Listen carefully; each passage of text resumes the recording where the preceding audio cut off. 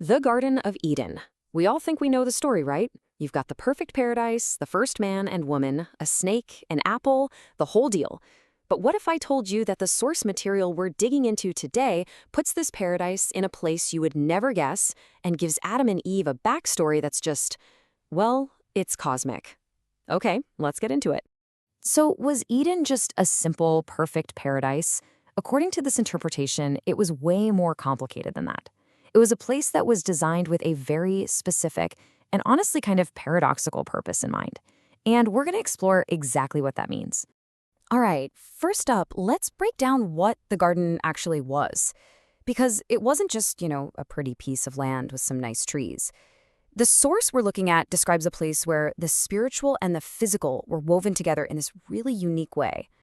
Now, the name Eden itself kind of gives you a hint, right? It means paradise or pleasure. And yeah, on the surface, that's exactly what you'd expect. But as we're about to see, this wasn't just about earthly pleasure. We're talking about something far more otherworldly. And here's where it starts to get really wild. This quote you're seeing, it's not talking about a person or an animal. It's talking about the plants. The source explains that everything in the garden, from the tiniest shrub to the biggest tree, had a spiritual existence before it was ever physically planted on Earth.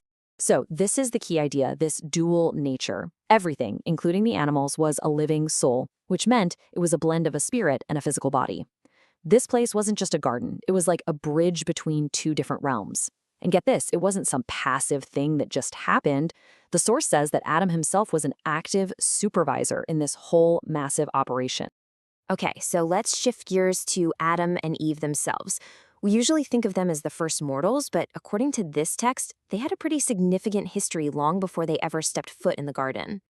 This brings up a pretty fascinating question, doesn't it? If Adam was already there supervising creation, who exactly was he before he became Adam? And the answer, at least according to this text, is absolutely astonishing. Adam was none other than Michael. As in Michael, the mighty archangel from the pre-existence. This isn't just a name change, we're talking about a completely different identity with a huge history behind it. So let's just unpack what that identity really means. As Michael, he was known as a prince of God. He was the one who led the charge against Lucifer in that great war in heaven. His name literally translates to who is as God. So in this view, the guy chosen to be the first father of all humanity wasn't some rookie. He was one of heaven's most powerful and experienced leaders. And the text doesn't leave out Eve, not at all. It makes a point to say that she held a corresponding position of eminence. This basically implies that Adam and Eve were a true power couple, two of the most noble spirits chosen for this incredible, monumental task. All right, so we have a garden of spiritual physical hybrids, and it's being managed by two former archangels. Now for the million-dollar question. Where on earth did all of this actually happen? You might want to brace yourself for this one.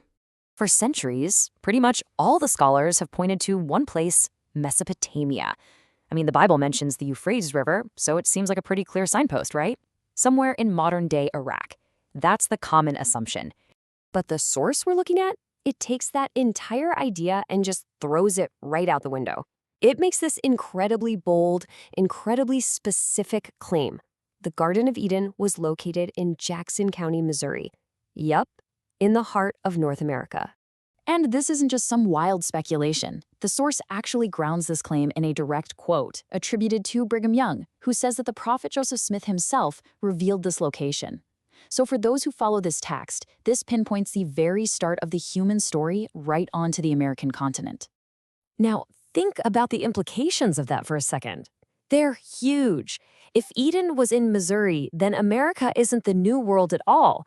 In this framework, it's the real old world, the original cradle of the human race. It completely reframes how you think about history and ancient geography. Okay, so we've covered the what, the who, and the where. That leaves us with the biggest question of all, the why. What was the ultimate point of this perfect, deathless world? This slide really lays out the central paradox of Eden. See, in the garden, there was no death, no disease, no decay of any kind. Everything was in this perfect, preserved state. But, and this is a huge but, there was also no reproduction. The command to multiply and replenish the earth had been given, but the ability to actually do it didn't exist inside the garden's perfect walls. The source describes it almost like a state of suspended animation.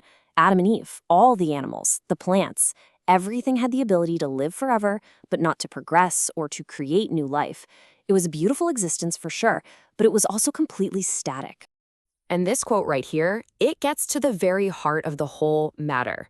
That sublime, perfect condition that existed in the garden, it was never meant to be permanent. It was a temporary stage, just a glimpse of glory that was designed as a setup for something else entirely. Which brings us to the most crucial point of this entire interpretation. The whole intricate, perfect, deathless world of Eden was created for one single purpose: to fall. Its perfection was the necessary backdrop for the one event that would introduce mortality, reproduction, and the entire human experience as we know it. And that leaves us with this final thought to chew on. If a perfect world was created specifically to be broken, what does that suggest about the nature of perfection itself? Is it supposed to be the final destination, or is it just the starting line? Definitely something to think about.